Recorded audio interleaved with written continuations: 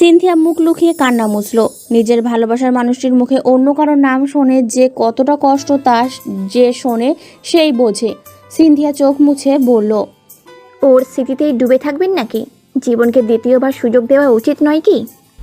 জানো সিনথিয়া, কিছু কষ্টর আড়ালে অপ্রকাশিতভাবে থেকে যায়, কিছু কষ্ট একান্তে নিজের থাকে। এই কষ্টগুলো ভেতরটা ঝাঁকড়া করে দেয়।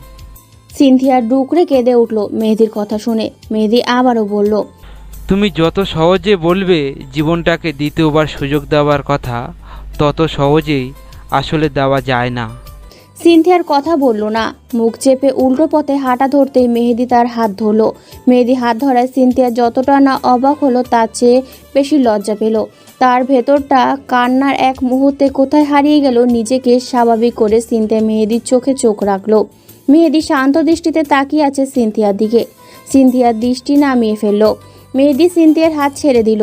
দম নিয়ে বলল, তুমি তো আমাকে রুমঝুম এখানে আসার 2 মাস আগের থেকেই পছন্দ করো, তখন বলনি কেন সিনথিয়া? সিনথিয়া মায়া ভরা চোখে তাকালো মেহেদির দিকে। মেহেদির মতো একই সুরে উত্তর দিল, ওই যে একই কারণে। বুঝতে পারেনি ছেলেটা জড়িয়ে পড়বে কারোর সাথে। সময় দিচ্ছিলাম নিজেকে আর নিজের ভালোবাসাকে। মেহেদি হাসলো। সিনথিয়ার দিকে তাকিয়ে বলল, আমাকে আর একটু সময় দেবে? কথা দিচ্ছি নিজেকে কিছুটা সামলে নিয়ে আবার আকাশ পাখির কাছে ফিরে আসবো আমি। সিনথিয়া কেঁপে উঠল। এই নামটা কি ওর জন্যই? ও মেহেদির আকাশ পরী? সিনথিয়া খুশি হতে কেঁদে ফেলল। কান্না মেশানো গলায় বলল, সত্যিই ফিরবেন? মেহেদি শব্দ করে হেসে ফেলল এবার। সিনথিয়ার চোখে পানি মুছে দিয়ে বলল, ফিরবো না তো কি করব? এত ভালোবাসা অপেক্ষা করার সাধ্য আমার কাছে আসে নাকি? তাছাড়া আমি চিরকুমার থাকবো নাকি? মেহেদির কথা শুনে সিনথিয়াও হেসে ফেলল। দুজনে খিলখিল করে হাসছে রেলিং ধরে দাঁড়িয়ে। রাতের আকাশটাও হাসছে তাদের হাসিতে। হারমান, রুশানকে কোথায় নিয়ে যাচ্ছ? ওকে ছাড়ো প্লিজ। আরমান রুশানকে ড্রয়িং রুমে এনে সব শক্তি দিয়ে থাপ্পড় মারল। শক্তপুষ্ট হাতে থাপ্পড় খেয়ে টাল সামলাতে পারল না রুশান। ফ্লোরে পড়ে গেল। ঠোঁট কেটে রক্ত বেরিয়ে এসেছে। আরমান রুশানকে টেনে তুলে আবারও থাপ্পড় মারল। হালকা পাতলা রুশান থাপ্পড়গুলো সহ্য করতে পারছে না, তবুও মুখ গুজে রয়েছে। তাহমিনা বেগম আরমানের পা ধরে বসে পড়লেন। বিলাস করে করে বললেন, ওকে মেরো না দয়া করে, ও ছোট মানুষ। আরমান, দয়া করো আমাকে। আরমান পা ঝাড়া দিয়ে সরে এলো। চিৎকার করে বলল, এই কুত্তার বাচ্চা আমার সব প্ল্যান শেষ করছে। দুইবার ওরে জ্যান্ত দাফন করব আমি, বলেই তেড়ে গেল রুশানের দিকে।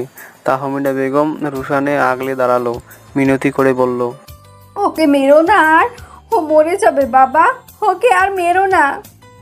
আরমান রুশানের দিকে একবার তাকিয়ে সোফায় বসে পড়ল। বাঁকা হেসে বলল, বোনের বিয়ে হয়েছে বলে বোন বেঁচে গেছে এমনটা ভাবিস না। তোর বোনের বউ বানানোর জন্য কিনিনি আমি, বুঝছিস? ক্লান্ত রুশান জ্বলন্ত চোখ মেলে তাকালো আরমানের দিকে। আরমান রুশানের দিকে তাকিয়ে বিদঘুটে এক হাসি দিয়ে বলল, শালির চেহারা দেখে কিনেছি। ওর ছবি দেখে এক লোকে দাম কত দিয়ে কিনতে চাইছে ওরে জানিস? তোরে কেমনে জানবি? ওই মাইয়ারে তো আমার লাগবেই। আরমান সোফা থেকে উঠে দাঁড়ালো। ধপধপ পা ফেলে রুশানের সামনে এসে বসলো। ফিসফিস করে বলল, ওই মেয়েরা না আমার বাঁ হাতের খেল, শুধু দেখে যা সামনে কি হয়। আরমান বেরিয়ে গেল বাড়ি থেকে। রুশান সেই দিকে তাকিয়ে একতরফা থুতু ফেললো মাটিতে। আরমান এভাবে হুট করে এসে সরাসরি তার রুমে গিয়ে তার ফোন চেক করবে সেটাও ভাবতেও পারেনি। আগে টের পেলে এসএমএসটা ডিলিট করতে পারত। তাহমিনা বেগম রুশানের কাছে এসে বলল। রুশান তার দিকে তাকিয়ে হাসলো। তাহমিনা বেগমের বুক কেঁপে উঠল সেই হাসি দেখে। ঘৃণা আর তাচ্ছিল্য ভরা সেই হাসি। রুশান নিজের কোনো রকমে উঠে দাঁড়ালো। খুঁড়িয়ে খুঁড়িয়ে কয়েক পা সামনে এগিয়ে আবারও পিছনে তাকিয়ে সেই একই ভঙ্গিতে হেসে বলল, সন্তানের জন্য খুব কষ্ট হয় তাই না আম্মু? অন্য কারো সন্তানের বেলায় কেন এমন হলো না তোমার? রুশান ধীরে ধীরে সিঁড়ি বেয়ে উপরে নিজের ঘরে চলে গেল। তাহমিনা বেগম সেখানেই বসে রইলেন। তার খুব ইচ্ছে করলো 9 বছর আগে সময়টাতে ফিরে যেতে। 11টার দিকে সবাই ছাদ থেকে নিচে নেমে এলো। রুমঝুম তখনও সোফায় বসে আছে। ওদের নামার আওয়াজ পেয়ে ঘাড় ঘুরিয়ে সেদিকে তাকালো। রুমঝুমের অসহায় দৃষ্টি দেখে মেঘা আর সিনথিয়ার মুখ টিপে হাসছে। রুমঝুম ঠোঁট ফুলিয়ে তাকিয়ে আছে ওদের হাসি দেখে। ওকে বাঁচাবে তা না করে হাসছে ওখানে দাঁড়িয়ে। ওদিকে শানকেও চ্যাংদোলা করে নিয়ে ঘোরাচ্ছে তিহান আর প্রান্ত। সাফিয়া আক্তার ওদের সবাইকে খেতে বসালেন। রুমঝুম শানের দিকে তাকিয়েছিল। হঠাৎ চোখ পড়ল প্রান্তের দিকে। প্রান্ত এক ধ্যানে কোথাও তাকিয়ে আছে। রুমঝুম সেই দৃষ্টি অনুসরণ করে তাকিয়ে দেখলো শিরিন একটা বাচ্চার সাথে হেসে হেসে গল্প করছে। প্রান্ত সেটাই দেখছে মনোযোগ দিয়ে। শিরিন বাচ্চাটাকে রেখে রুমঝুমের কাছে এসে বসলো। রুমঝুমের সাথে গল্প করলেও ওর দৃষ্টি অন্য কোথাও। রুমঝুম এবার সেই দিকে তাকিয়ে দেখলো প্রান্ত অন্য দিকে তাকিয়ে আছে। রুমঝুম কিছু কিছু বুঝতে পেরে মুচকি হাসলো, তবে এটা নিয়ে কিছু বলল না। তখন রাত প্রায় 12:30 বাজে। শানদের বাড়ির প্রায় ফাঁকা হয়ে গেছে। রুমঝুমকে নিয়ে বিছানায় বসিয়ে দিয়ে এসেছে সাফিয়া আক্তার। শিরিন আর মেঘা এসে রুমঝুমকে খাইয়ে দিয়ে গেছে একটু আগেই। শান্তর দেখা নেই অনেকক্ষণ আগের থেকেই। মেহেদি বাড়িতে চলে গেছে 11:30টার দিকে। মেঘা আর মেহেরা খাতুন সকালে যাবে। এই রাতে তিহান, প্রান্ত, সিনথিয়া আর বিথি শানকে আবারও ছাদে নিয়ে গেল। তিহান কোন ফাঁকে অ্যালকোহল নিয়ে এসেছে, এখন সেটা খাওয়ানোর জন্য নিয়ে গেছে শানকে। শান একদম মুখ বন্ধ করে পড়ে আছে। সে কিছুতেই খাবে না এই অখাদ্য। সবাই চেষ্টা করো যখন খাওয়াতে পারলো না শানকে। ওইদিকে তিহান ঢকঢক করে খেয়ে যাচ্ছে। বিথি তিহানের হাত থেকে বোতল কেড়ে নিয়ে বলল, আর কত খাবি? রাখ এবার। তিহান বিথির হাত থেকে বোতল ছিনিয়ে নিল। গম গম করে বলল, তোর কি? হ্যাঁ, আমি যত ইচ্ছা খাবো। বন্ধুর বিয়েও হয়ে গেল আর আমি সিঙ্গেলই মরতেছি। এই কষ্ট কমানোর জন্য হলেও খাবো, শর্ত তুই। বিথি কপাল চাপড়ালো। এই ছেলে যে কি করবে আজ রাতে। এর মধ্যে মেঘা ছাদে এলো। সাফিয়া আক্তার সবাইকে ডেকে পাঠিয়েছে নিচে। অনেক আড্ডা হয়েছে, এখন ঘুমোতে হবে। সিনথিয়া উঠে এসে মেঘার হাত ধরে আগে ভাগেই নেমে এলো। শানের থেকে টাকা খসাতে হবে এখন। শিরিন রুমঝুমের কাছে বসেছিল। রুমঝুম ছলে বলে জিজ্ঞাসা করলো, ডিয়ার ননদিনী, কাউকে ভালোবাসো? শিরিন লজ্জা পেয়ে মাথা নিচু করে ফেললো। মিনমিন করে বলল, বাসে তো, কিন্তু সে আমাকে পাত্তাই দেয় না ভাবিজান। সে কি প্রান্ত ভাইয়া? শিরিন লজ্জায় লাল হয়ে যাওয়ার মুখে ক্ষীণ কণ্ঠে জবাব দিল, হুম। রুমঝুম বেশ অবাক হলো। প্রান্ত শিরিনকে পাত্তা দেয় না, এটা কেন বলল শিরিন? তবে কি প্রান্ত ভাইয়া নিজের অনুভূতিগুলো লুকিয়ে রাখে? বাইরের থেকে চেঁচামেচির আওয়াজে শিরিন বেরিয়ে গেল। রুমঝুম যখন বুঝতে পারলো দরজার ওপাশে সবার সাথে শানও দাঁড়িয়ে আছে, তখন তার বুকের মধ্যে তুকপুক শুরু হয়ে গেল। হাত পাও মৃদুমন্দ কাঁপছে। সবাই মিলে 10,000 টাকা নিয়ে তারপর শানকে ছাড়লো। শান ভেতরে ঢুকতে ঢুকতে বলল, সব কটাকে দেখে নেবো আমি। তিহান টলতে টলতে বলল, আব্বে যা দেখিস। শান প্রান্তর দিকে তাকিয়ে বলল, ওই মাতালরে ঘরে নিয়ে যায় এক্ষণে। কোথায় কি করে ফেলবে আবার। প্রান্ত দাঁত কেলিয়ে তিহানকে নিয়ে চলে গেল। দরজার সামনে থেকে সবাই চলে গেল। শান রুমঝুমের দিকে তাকালো। বিছানায় জড়সড় হয়ে বসে আছে তার চন্দ্রকন্যা। মুচকি হাসলো শান। দরজা আটকাতে যাবে তখনই হুড়মুড় করে বই খাতা বগল দাবা করে নিয়ে ভেতরে ঢুকলো শান্ত। শান শান্তর দিকে তাকিয়ে হাঁ হয়ে গেল। এই ছেলে এখন এখানে আসলো কেন? শান্ত ততক্ষণে বই খাতা নিয়ে বিছানায় বসে পড়েছে। রুমঝুম ঘোমটা তুলে তাকিয়ে আছে খুদে বাদরটার দিকে। শান এগিয়ে এসে কোমরে হাত রেখে বলল, এই তুই এখন এই ঘরে এলি কেন? আজকে তোমার বাসর রাত না? হ্যাঁ তো। শান্ত নিরীহ প্রাণীদের মতো বলল, তুমি তো সেদিন বলেছিলে বাসর রাতে নাকি তুমি অনেক খুশি থাকবা, তাই তোমার বাসর রাতে যেন আমি তোমার কাছে ম্যাথ করতে আসি, এই জন্যই তো এসেছি। রুমঝুম ফিক করে হেসে দিল শান্তর কথা শুনে। আর শান অসহায় দৃষ্টিতে তাকিয়ে রইল তার ম্যাথ পাগল ভাইয়ের দিকে। শান্ত কোনো হেলদোল নেই। সে আজকে পণ করেছে ম্যাথ না করে এক পাও ও নড়বে না। শান এই ঘর থেকে যাওয়ার জন্য অনেকক্ষণ ধরে বোঝাচ্ছে শান্তকে, কিন্তু শান্ত তো শান্তই, সেও নাছোড়বান্দা। ম্যাথ না করে ও এই ঘর ছাড়বে না। শান হতাশ হয়ে বিছানায় বসে পড়ল। রুমঝুম তো দুই ভাইয়ের কাণ্ড দেখে রীতিমতো বিছানায় গড়াগড়ি খাচ্ছে। রুমঝুমের এভাবে হাসি দেখে শানও মুচকি হাসলো। শান্তর দিকে তাকিয়ে দেখলো সে ম্যাথ বই খুলে নিয়ে বসেছে। তোর ভাবি খুব টায়ার্ড, তোর ঘরে চল, ওখানে গিয়ে ম্যাথ করাবো। ভাবি তোমাকে বলছে যে সে এখন টায়ার্ড। শান ভরকে গেল এই পিচ্ছির কথায়। এখন তার মেজাজ গরম হলেও সে নিজেকে সামলে নিল। ব্যাপারটা সফটলি হ্যান্ডেল করতে হবে। শান্তর দিকে তাকিয়ে দাঁত কেলিয়ে বলল, আরে দেখিস নি ওকে কেমন সারাক্ষণ সোফায় বসে রেখেছিল? এখনো কত ভারী ড্রেস পরে আছে, বুঝতেছিস ওর কষ্টটা? শান্ত হতাশ নিঃশ্বাস ফেলে বলল, কথাই ভাবলাম ভাবিকে দেখবো আর ম্যাথ করব, তার হলো কই? সে নাকি এখন ক্লান্ত, আর হয় না। চলো আমার রুমে চলো। শান্তর কথা স্টাইলে শান রুমঝুম দুজনই ভ্যাবাচাকা খেয়ে গেল। এই ছেলে এত বাঁকা কিভাবে হলো সেটা ভেবেই পায় না শান। শান্ত বই খাতা নিয়ে উঠে দাঁড়ালো।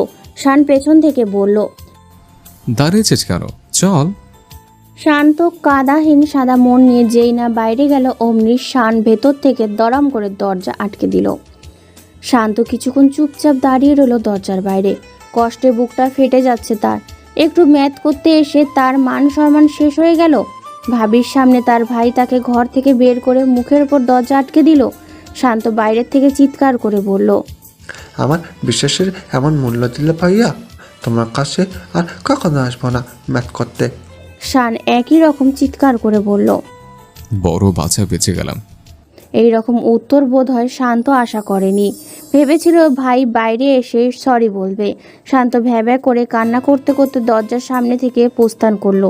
শান এতক্ষণে রুমঝুমকে ভালোভাবে দেখলো। বিছানায় রুমঝুমের সামনাসামনি বসে আছে সে। রুমঝুমের হাত দুটো আলতো করে ধরল শান। হাতের পিঠে চুমু খেলো। রুমঝুম কাঠ হয়ে বসে আছে। ওর সমস্ত শক্তি যেন শেষ হয়ে গেছে। শান আরেকটু এগিয়ে রুমঝুমের কপালে চুমু খেলো। রুমঝুম চোখ খিচে বন্ধ করে রেখেছে। শানের নিঃশ্বাস আশ্রে পড়ছে তার সারা মুখে। চোখ খোলার সাহসটাও হারিয়েছে রুমঝুম। শান অনেকক্ষণ ধরেই তাকিয়ে আছে রুমঝুমের ঠোঁটের দিকে। অস্বাভাবিকভাবে কাঁপছে ঠোঁট জোড়া। মাঝে মাঝে দুই ঠোঁট একসাথে চেপে ধরেছে রুমঝুম। শান মুচকি এসে চুমু খেলো রুমঝুমের ঠোঁটে। সাথে সাথেই রুমঝুমের দেহ বয়ে গেল এক অদ্ভুত শিহরণ। চোখ খুলে গেল আপনা আপনি। রুমঝুম চোখ মেলে দেখলো শান ঘোল লাগা চোখে চেয়ে আছে তার দিকে। রুমঝুম আজ আর সেই চোখ থেকে নিজের চোখ লুকালো না। শানের চোখে চেয়ে রইল খানিক সময়। কারো মুখেই কথা নেই। আচমকা রুমঝুম এক ভয়ঙ্কর কাজ করলো। শানের গলা জড়িয়ে ধরে ঠোঁট ডুবিয়ে দিল শানের ঠোঁটের মাঝে। রুমঝুমের এই কাজ শানের কল্পনা অতীত ছিল। সে প্রথমে একটু অবাক হলো, পরে মুচকি এসে দু হাতে নিজের সাথে মিশিয়ে নিল রুমঝুমকে। শান চুমু খেতে খেতে রুমঝুমের বেশ কিছু জুয়েলারি খুলে ফেলেছে। রুমঝুম ঠোঁট ছেড়ে শানের বুকে মুখ লুকিয়ে হাঁপাতে লাগলো। শান বুকের মাঝে শীতল শিহরণ খেলে গেল তখনই। তার প্রিয়সী তার বুকের মাঝে। তার চন্দ্রকন্যা এখন থেকে শুধুমাত্র তারই। শান শক্ত করে জড়িয়ে ধরল রুমঝুমকে। রুমঝুমও মিশে গেল শানের বুকের সাথে। এভাবে কেটে গেল অনেকটা সময়। শান রুমঝুমকে বলল, তোমার ড্রেসটা পাল্টে নাও, এটা পরে কিভাবে আছে এখনো? আমার শরীরে তো কাটা ফুটছে। রুমঝুম শানকে আরেকটু জাপটে ধরে বলল, আমার জামা কাপড় নেই তো এই ঘরে, আম্মু শিরিনকে দিয়ে যেতে বলেছিল, ও বোধহয় ভুলে গেছে। শান রুমঝুমের হাত থেকে চুড়ি খুলতে খুলতে বলল, তাহলে আজ রাতের জন্য আমার টি শার্ট আর ট্রাউজার পরো, মন্দ হবে না কিন্তু। রুমঝুম শানের বুকে কিল ঘুষি মেরে বলল, চুপ করো পাজি ছেলে, শুধু লজ্জায় ফেলার ধান্দা। শান সবগুলো চুড়ি খুলে রুমঝুমকে বিছানায় বসিয়ে উঠে পড়ল। জুয়েলারি সব খোলা শেষ হয়ে গেছে। সে নিজেই ঢোলা একটা টি শার্ট আর একটা ট্রাউজার এনে রুমঝুমকে দিল। রুমঝুম তা দেখে ঠোঁট ফুলিয়ে শানের দিকে তাকালো। মুখ বাঁকিয়ে বলল, আমি সব পরবো না, আমি ফ্রেশও হব না। শান এক ভ্রু উঁচু করে বলল, ওয়াশরুমে যাবে নাকি কোলে করে নিয়ে যাব? রুমঝুম লজ্জায় আর কিচ্ছু বলতে পারল না। জামা কাপড় নিয়ে দৌড়ে ওয়াশরুমে ঢুকে পড়ল। শান মুচকি এসে রুমঝুমের কাপড় পাল্টে ফেলল। মিনিট 10 মাথায় ছিটকিনি খোলার শব্দে শান ওয়াশরুমের দিকে তাকালো। ছিটকিনি খুলেও দরজা এখনো খোলেনি। শান এগিয়ে গেল ওয়াশরুমের দিকে। দরজা ঠেলে দেখলো রুমঝুম গুটিসুটি মেরে দাঁড়িয়ে আছে। রুমঝুমের মাথা না তুলে চুপচাপ পাশ কাটিয়ে বাইরে চলে এলো। শান পেছন থেকে রুমঝুমের হাত ধরে টান দিয়ে দেয়ালের সাথে মিশিয়ে দাঁড় করালো। রুমঝুমের দুপাশে হাত রেখে বলল, আমার কাছে এত লজ্জা কিসের? সারা জীবন আমিই তো দেখব। রুমঝুমের কান ঝাঁঝা করে উঠল। শানকে তার দিকে এগোতে দেখে চোখ বন্ধ করে ফেলল।